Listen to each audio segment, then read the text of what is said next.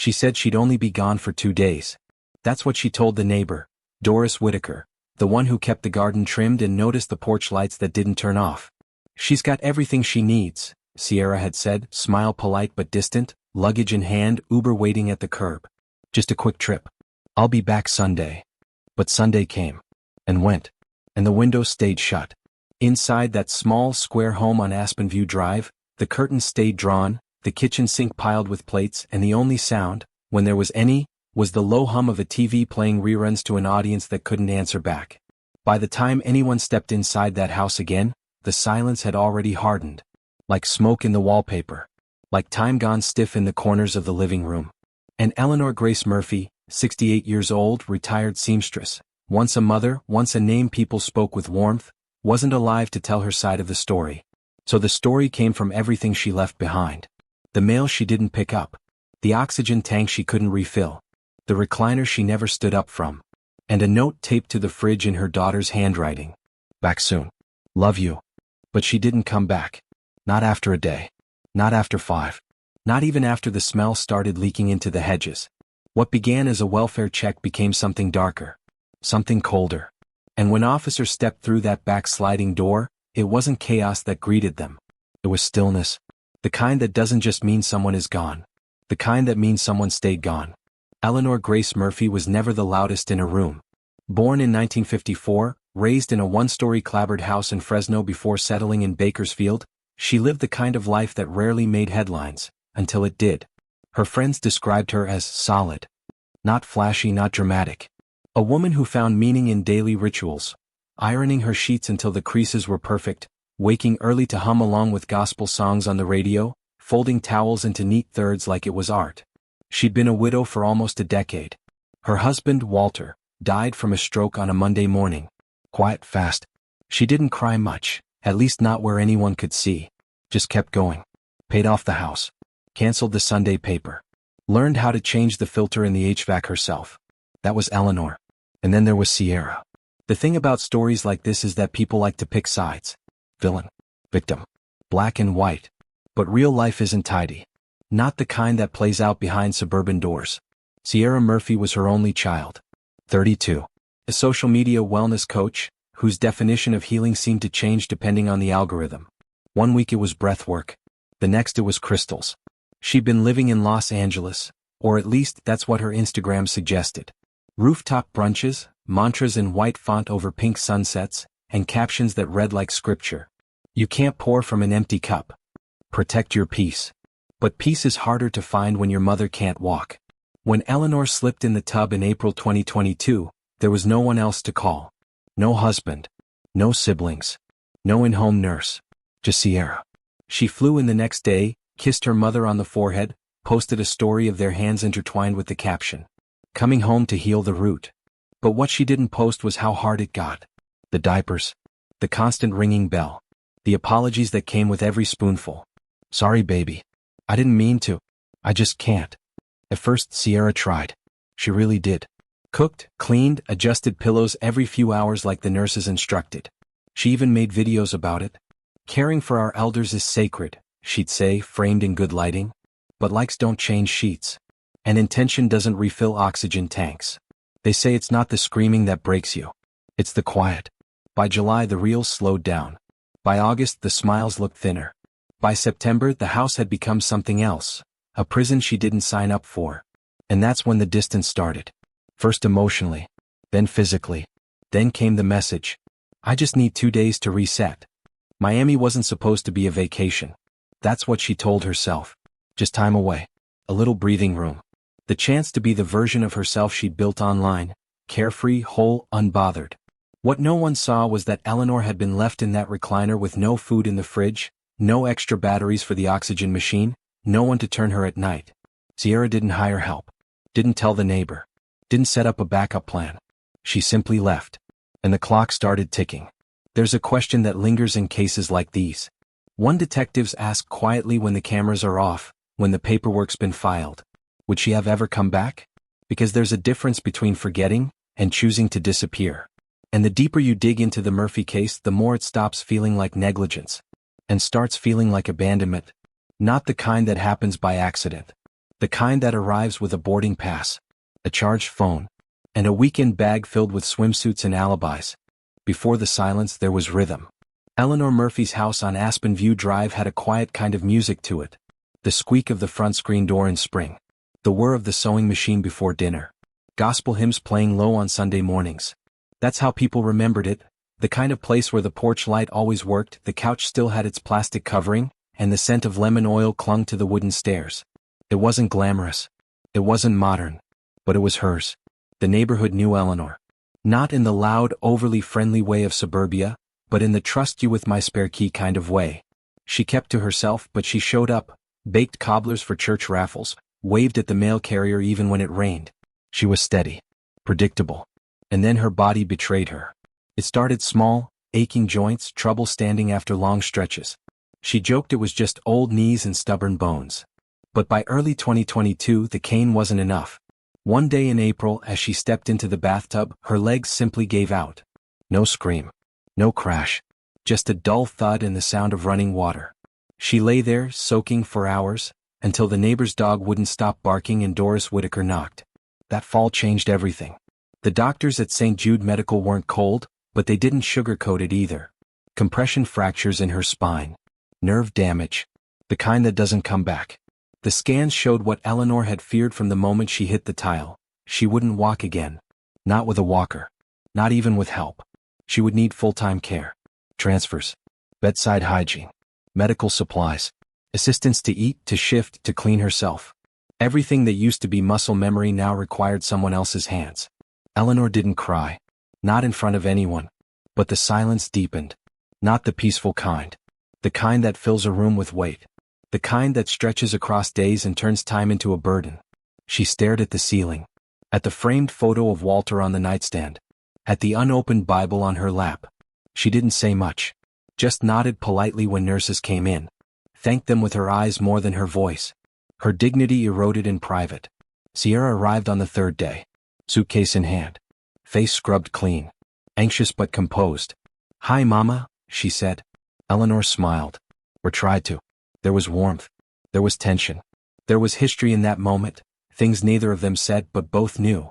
Sierra wasn't the dependable type. She drifted in her 20s. Fitness programs, coaching certifications, failed relationships, new age retreats. Her Instagram bio read, "Healing through light, movement, and truth." But she had come back. And that counted. At least for now. For the first week, Sierra stayed in the guest room. She set alarms. Took notes from the nurse. Organized Eleanor's pills by color-coded trays. She posted photos of morning smoothies and bedside hugs. Used hashtags like #caregivingjourney and #honoringroots. To outsiders it looked like a daughter showing up. But inside the house something else grew. Exhaustion crept in first. Then frustration. Then shame. Eleanor felt it. She saw it in the rushed movements. The deep sighs. The way Sierra didn't look her in the eyes when she cleaned her. How she left the TV on longer each day just to avoid conversation. Sometimes Eleanor would say, "Thank you just for opening the blinds. Just for putting lotion on her hands. Just for existing near her." And Sierra would nod, distant. Already halfway out the room. One night in late June the silence cracked. Sierra was in the kitchen staring at the fridge. Empty shelves. Post-it reminders. A half-eaten salad from 2 days ago. She whispered to no one, "I can't keep doing this." Then louder, "This isn't who I am." The next morning she posted a story.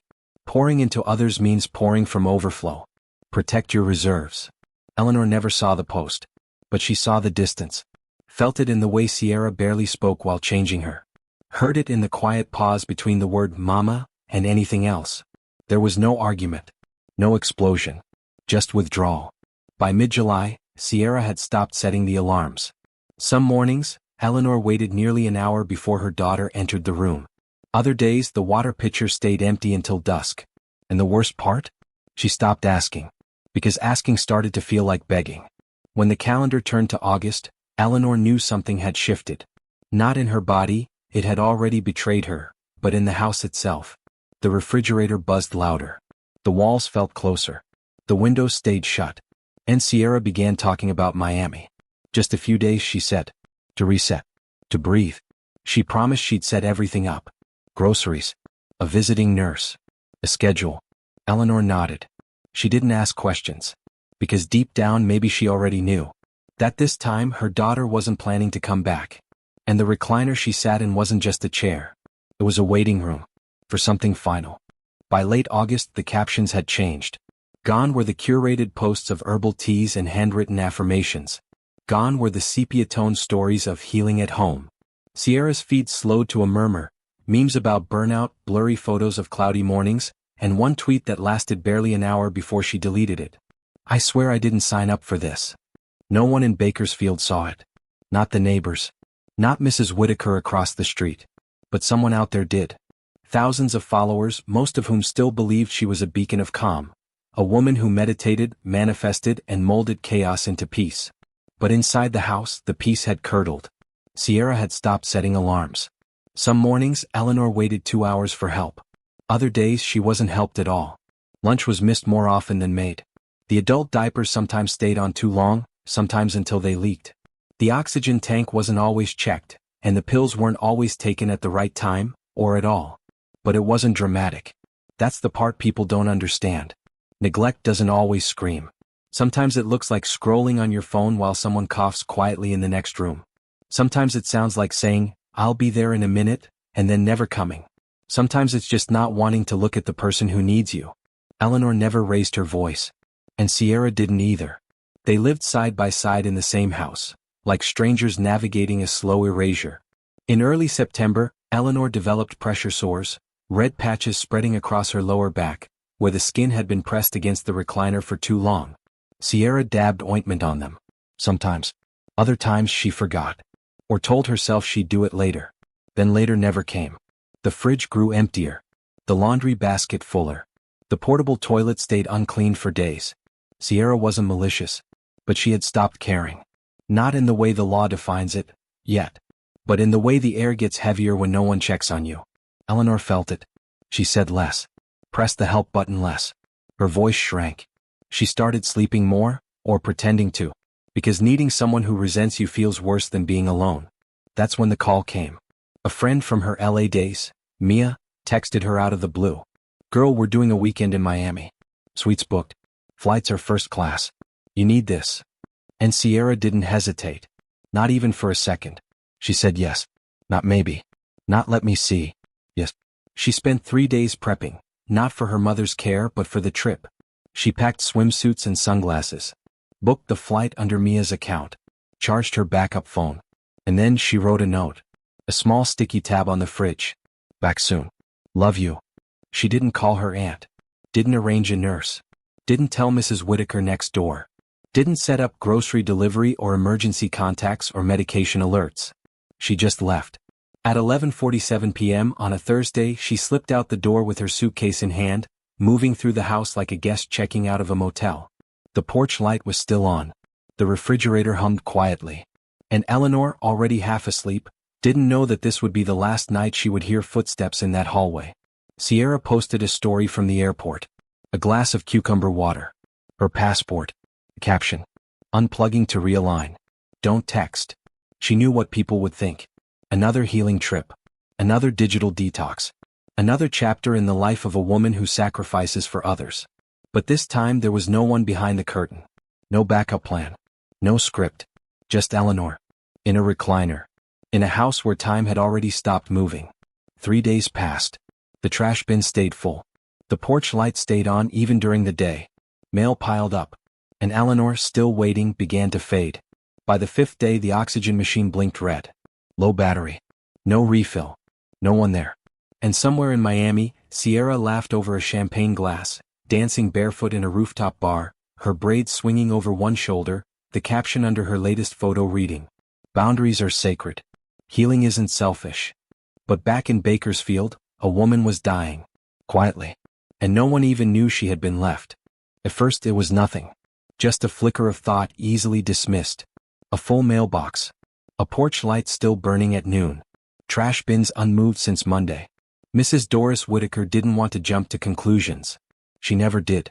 Retired for over a decade, Doris had lived on Aspen View Drive longer than most. She knew every hedge, every dog, every morning routine. And Eleanor Murphy's home had always followed a rhythm, even in sickness.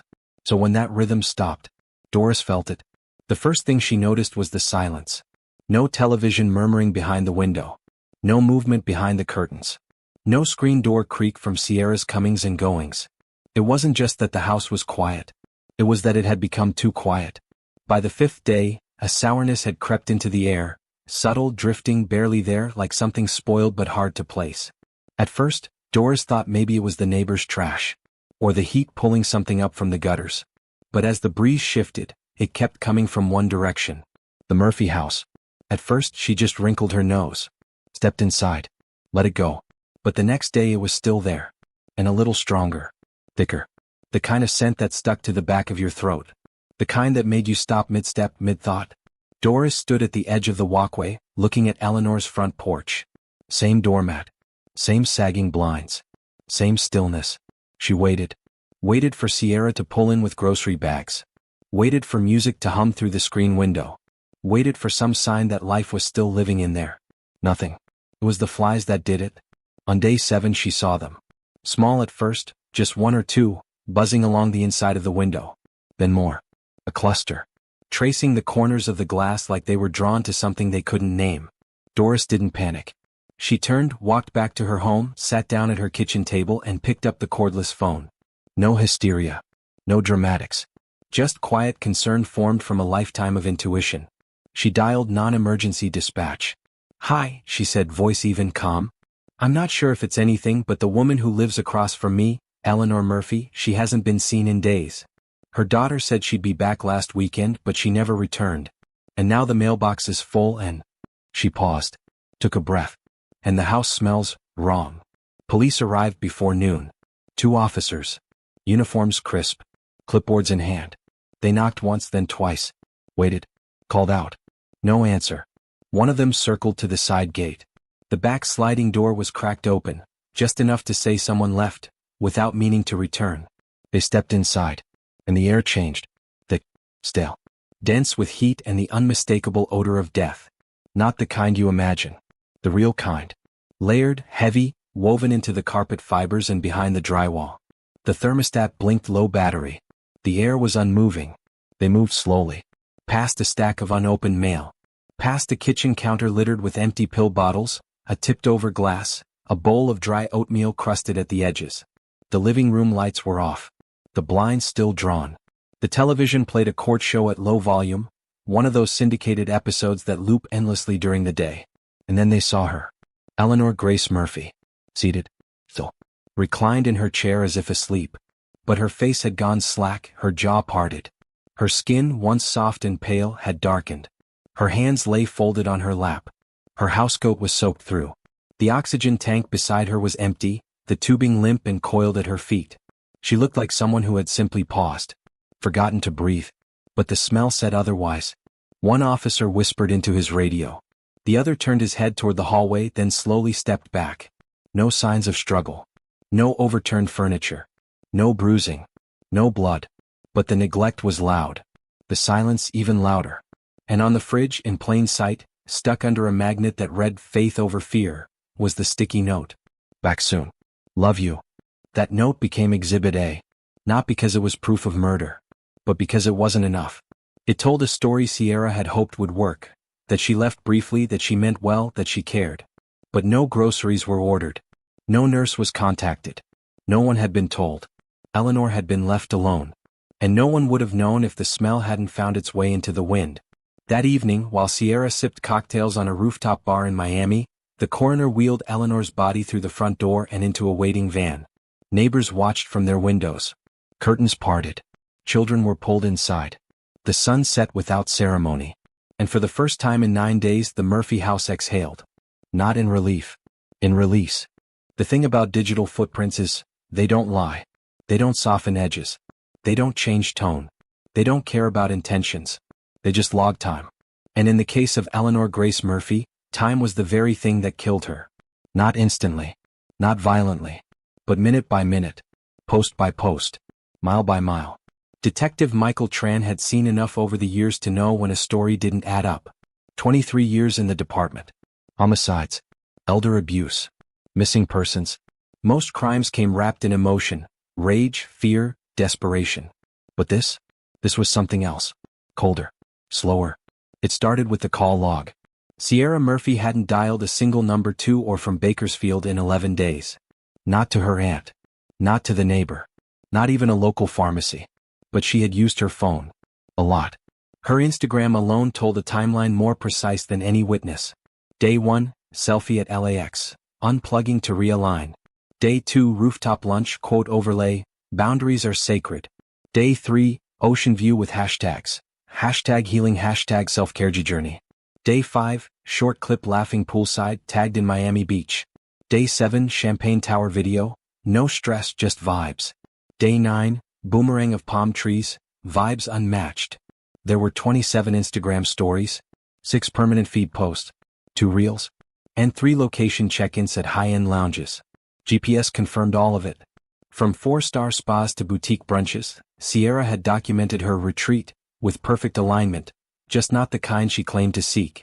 Meanwhile, back on Aspen View Drive, the oxygen tank in Eleanor's recliner had run out on day 5. Investigators matched the blinking red warning log on the device. It had beeped for 6 continuous hours, before shutting down.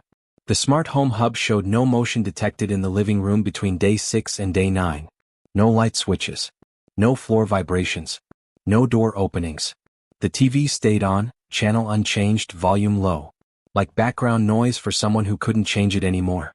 In the fridge, 3 eggs. An expired bottle of Ensure. No produce. No water bottles. No note deliveries. No meal prep trays. No evidence of care. Just silence. The autopsy confirmed what the data already suggested. Eleanor hadn't eaten in at least 2 full days. Her mouth was dry. Her tongue cracked. Her lips were stuck to her teeth. There were no medications in her bloodstream. No fluids. No signs of recent movement. The pressure sores on her lower back had broken open. Deep, raw tissue damage that hadn't been cleaned or dressed. Her skin had fused to her housecoat. The recliner's fabric had to be peeled from her arms. Her death certificate would later list: cause of death, starvation, dehydration, compounded by total neglect. Estimated time: sometime between the evening of day 5 and early morning day 6. That meant, while Sierra was dancing under neon lights at a rooftop club, while she was drinking champagne labeled organic, while she was smiling for slow-motion Instagram reels, her mother's vitals had dropped for the last time, alone, in a dark living room, with a TV playing reruns she couldn't hear. But Sierra had a defense. She didn't run. She flew back. Investigators picked her up at LAX, just under 48 hours after Eleanor's body was found. She wore oversized sunglasses, designer leggings, a rhinestone hoodie that read, "Peace over pressure." Her nails were freshly done. Her suitcase, Louis Vuitton. When TSA agents pulled her aside and 2 officers approached, she didn't flinch. Didn't ask why. Didn't say, "What happened?" She just sighed. As if it were an inconvenience. In the interview room, Sierra said she thought her mom would be okay. She didn't think it would get that bad. She just needed space. When asked why she didn't hire someone, she shrugged. Said it slipped her mind. When asked why she didn't check in, she blinked slowly and said, "I didn't want to disturb her rest."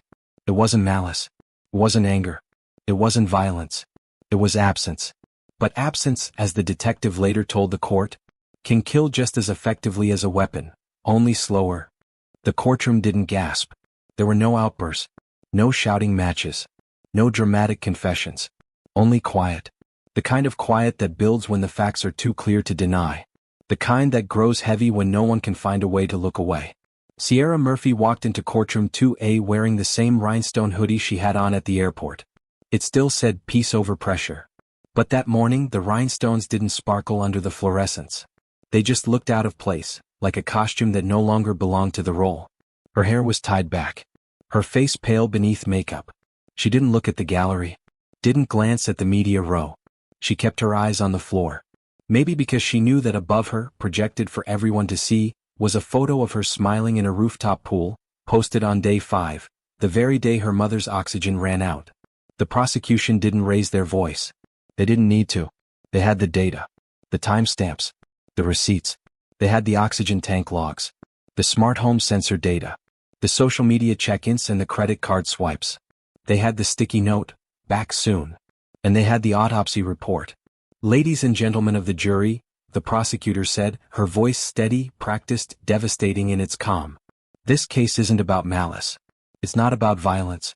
It's about absence. She turned, gestured at the screen. This was her daughter, documenting wellness, documenting healing, while her mother starved to death. Alone. Click. Another photo. Sierra in a champagne lounge. Hashtag unbothered. Click. Another. A plate of oysters on crushed ice. Caption, you can't pour from an empty cup. The prosecutor paused. You didn't just leave her, she said. You made sure no one else could check on her either. Sierra's defense attorney stood with a different tone. Softer. Sympathetic. Strategic. She spoke of burnout. Of emotional strain. Of a daughter stretched too thin in a system with no safety net. She said Sierra never intended to harm anyone. She just broke under pressure. She believed her mother would be okay for a few days. She'd planned to return. And once notified by authorities, she cooperated fully. She was overwhelmed, the attorney said. She didn't think it would get this bad. But the jury had already seen what this bad looked like. The key testimony came from Detective Tran. He didn't bring emotion. He didn't even bring notes. He looked directly at Sierra and said, "Would you have come back at all, if we hadn't called?" Sierra didn't blink. Didn't shift. Didn't answer. The silence lasted 4 full seconds. And in that courtroom, for seconds of silence said everything. Because sometimes it's not the lie that convicts you. It's the pause. The jury deliberated for just under 4 hours. They came back with a unanimous verdict. Guilty of felony elder neglect. Guilty of criminally negligent homicide. Guilty of abandonment of a disabled adult resulting in death. There was no applause. No cries of relief. Just the sound of papers being passed. A bailiff adjusting his jacket. A judge preparing to speak. Judge Ramona Ellis was known for being deliberate. Not cruel. Just direct. She looked at Sierra and said, "This wasn't a mistake. This wasn't burnout. This was a decision. And you made that decision every single day you stayed gone." Then came the sentence. 12 years in state prison. No parole for the first 8. Mandatory psychological counseling. 5 years supervised release upon exit. And permanent prohibition from acting as caregiver or guardian for any elder or disabled person. The gavel dropped. And just like that, it was done. Sierra was led out of the courtroom in cuffs. Head down. Expression unreadable. Behind her, on an easel near the bench, stood a framed photo of Eleanor Murphy holding baby Sierra in her lap on a summer afternoon. Both smiling, both unaware of how far things would eventually fall apart. For the first time in months, someone had spoken for Eleanor. And this time she was heard. The story of Eleanor Grace Murphy didn't end in a courtroom. It didn't end with a sentence or a headline. It ended long before that. In a recliner. In a quiet living room. With a woman waiting for someone who was never coming back. And what hurts more than how she died is how familiar it all feels. Because Eleanor wasn't alone. Not really. Across America right now there are millions of others, sitting quietly in chairs just like hers. Mothers, fathers, grandparents, veterans, widows. People who once carried entire families who now wait for meals that don't come, wait for calls that aren't returned, wait for help that never arrives. Not because anyone hates them, but because somewhere along the way care turned into burden. And burden turned into distance. We don't talk about it enough. We say family first in holiday cards. We repost videos that say, cherish every moment. But what happens when the moments become diapers and spoon-fed purees? What happens when there's no one watching, and no one clapping? Because that's the part no one shows on Instagram. That's the truth the filters don't catch. Over 53 million Americans are unpaid caregivers. They skip vacations, miss promotions, postpone their own surgeries, sleep on couches with one ear open just in case a parent cries out at 2 a.m. Some break down quietly. Others walk away. Most never ask for help, because they've been told it's what good children do.